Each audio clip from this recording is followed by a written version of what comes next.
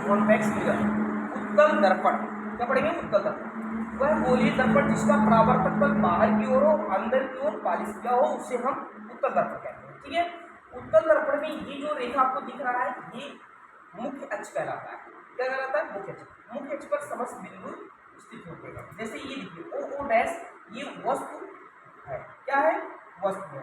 O dash क्या है? वस्तु। हम इसकी लंबाई भी कह सकते हैं और लंबाई को हम एक्स से लिख सकते हैं, कोई दिक्कत नहीं। ठीक है, अब जरा देखिए हम जितनी भी दूरियां मापते हैं कहाँ से मापते हैं? ध्रुव से मापते हैं, कोण से मापते हैं, समझे ना? अब देखिए ओ डैश वस्तु है और पी आपका ध्रुव है और एफ मुख्य फोकस है, सी फोकस का केंद्र। अब हम बात करते हैं दूरियां।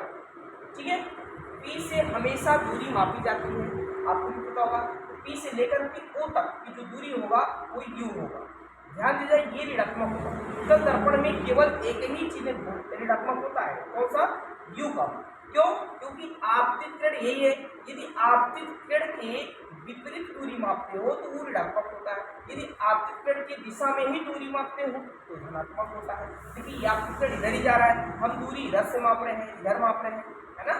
तो ये ऋणात्मक हो जाएगा। अब देखिए यहाँ से पी से लेकर तक ये जो आई डैश आपको दिख रहा है, आई डैश जो दिख रहा है ये आपको प्रतिबिंब की लंबाई है और प्रतिबिंब की लंबाई को हम पी से लिखते हैं। पी से लेकर के आई डैश तक की जो दूरी होती है उसको हम क्या बोलेंगे? बी बोलेंगे। क्या बोलेंगे? बी। ये देखिए धनात्मक है। उसके बाद यह मुख्य फोकस है।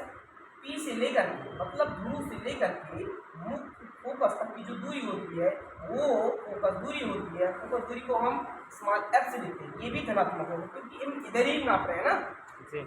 हाँ, उसके बाद पी से लेकर के सी तक की जो दूरी होती है वो कर्तव्य त्रिज्या होती है, इसे स्मॉल आर से लिखते हैं, ये भी धनात्मक होगा क्योंकि ये आपका इधर दिशा में है और दूरी भी इधर दिशा में चल रहा है, इसलिए सब धनात्मक होगा। बाकी केवल एक ही ऋणात्मक हो सकता है। ठीक है।